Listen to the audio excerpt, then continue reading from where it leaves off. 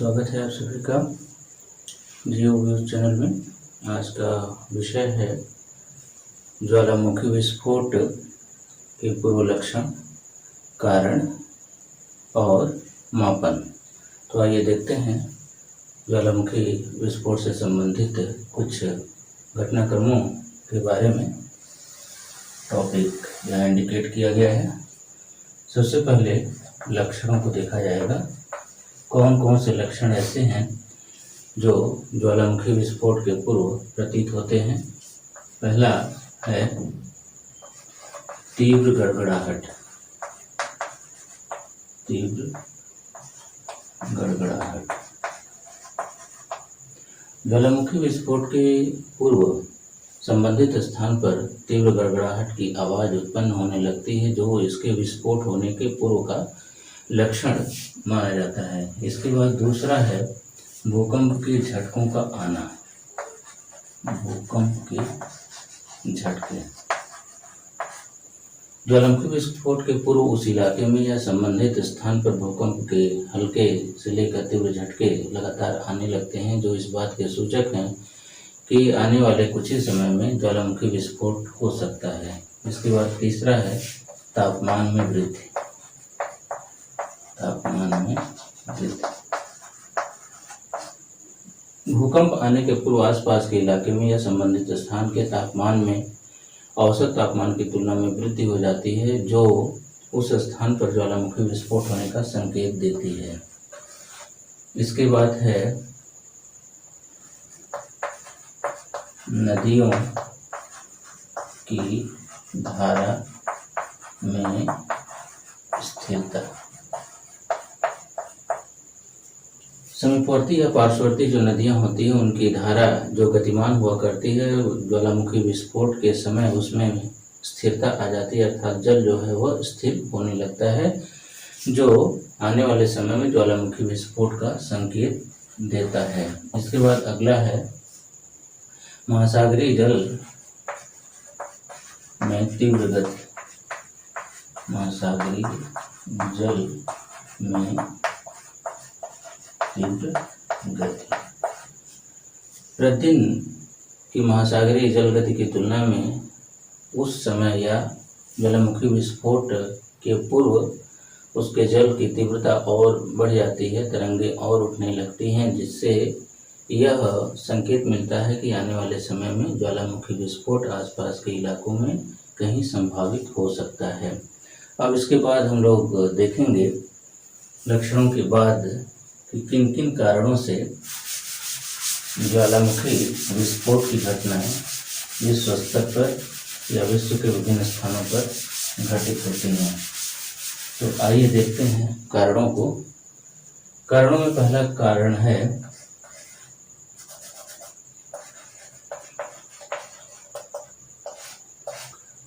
भूगर्भ के तापमान में वृद्धि। भूगर्भ के तापमान में वृद्धि। जैसा कि आप सभी को ज्ञात है कि 32 मीटर की गहराई पर 1 डिग्री सेंटीग्रेड तापमान में वृद्धि हो जाती है, किंतु भूगर्भिक तापमान में वृद्धि केवल इसी कारण से नहीं होती है, बल्कि भूगर्भ के अंदर पाए जाने वाले रेडियो एक्टिव पदार्थों के कारण, रेडियो एक्टिव पदार्थों के कारण भी तापमान में वृद्धि होती है। फलस्वरूप जो शैलें होती हैं, शैलें वो पिघलने लगती हैं, जो पिघलने लगती हैं, जो आगे चलकर मैग्मा का रूप ले लेती हैं और कमजोर स्थान से यह मैग्मा आने के लिए उद्वेलित हो उठता है और मैग्मा के इस निकलने की घटना को ज्वालामुखी विस्फोट के रूप में देखा जाता है। इसके बाद दूसरा है गैसें एवं जलवाष्प। गैसें एवं जलवाष्प। भ्रंश या दरारों के माध्यम से भ्रंश या दरारों के माध्यम से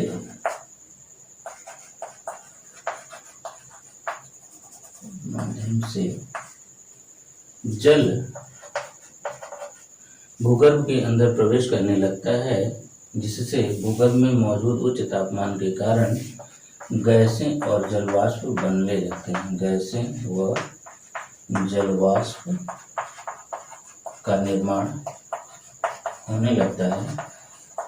फलस्वरूप अधिक दबाव के कारण ये गैसें बाहर निकलने के लिए उद्वेलित होने लगती हैं।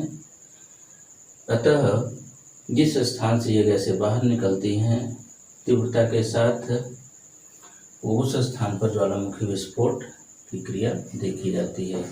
इसके बाद तीसरा है भूगर्भिक असंतुलन। भूगर्भिक असंतुलन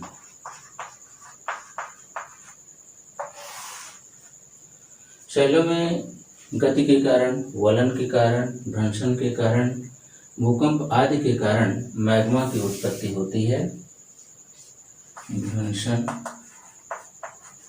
वलन, भूकंप, भूगर्भिक हलचल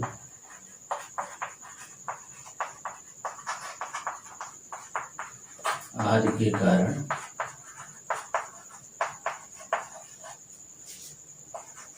मैग्मा की उत्पत्ति होती है, जो कालांतर में या आगे चल करके मैग्मा ऊपर आने के लिए बाध्य होता है या ऊपर आने का प्रयास करता है। जहाँ कमजोर स्थान मिलता है उस स्थान से वह मैग्मा पूरे वेग के साथ बाहर आता है, जो ज्वालामुखी विस्फोट का कारण बनता है या ज्वालामुखी विस्फोट कहलाता है। इसके बाद दबाव में कमी।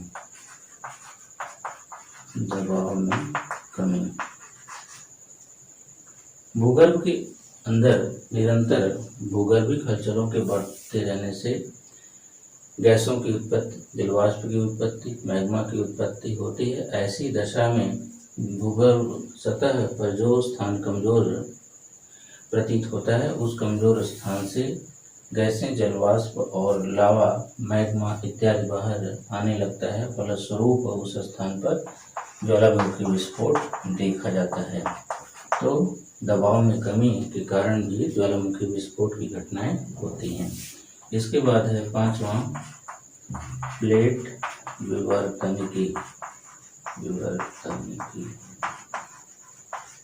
या प्लेट टेक्टोनिक्स। इस क्रिया में दो भिन्न गुणों वाली शैलें एक दूसरे से मिलने के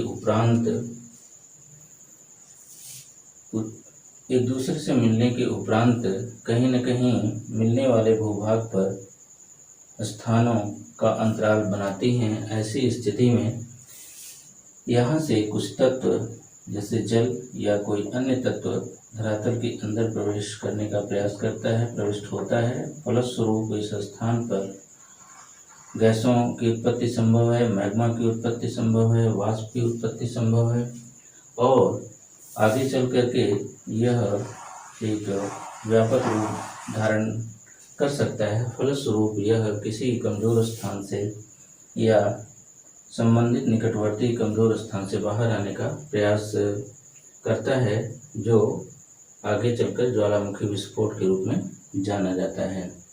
तो ज्वालामुखी विस्फोट के ये कुछ कारण यहाँ पर शो किए गए, कुछ कारण दिखाए गए। अब आइए जानते हैं कि इस विस्फोट का मापन क्या संभव है। निश्चित रूप से ज्वालामुखी विस्फोट के मापन के भी प्रयास समय समय पर किए गए हैं, जिसके जरिए एक इंडेक्स प्रयोग किया जाता है या जिसके लिए एक इंडेक्स, एक संकेतक प्रयोग किया जाता है। मापन, ज्वालामुखी विस्फोट का मापन, इसका मापक है VI इंडेक्स। VEI इसको शॉर्ट में बोलते हैं, अर्थात इसका शब्द विस्तार जब किया जाएगा तो ये हो जाएगा volcanic eruption index. Volcanic eruption index. इसके जरिए सापेक्षिक विस्फोट का मापन किया जाता है। इसकी खोज वर्ष 1982 में हवाई यूनिवर्सिटी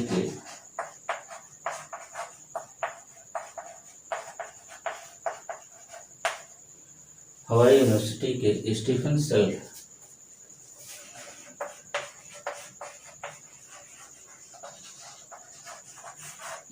सेल्फ और यूएस जियोलॉजिकल सर्वे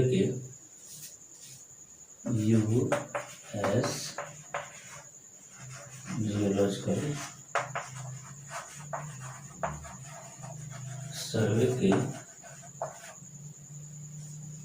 क्रिस न्यू हॉल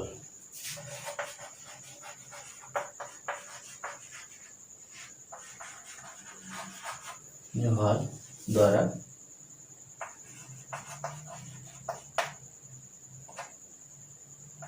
ज्वालामुखी विस्फोट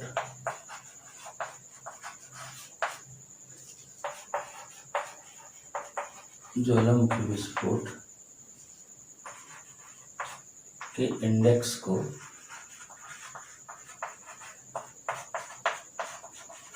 तैयार किया गया।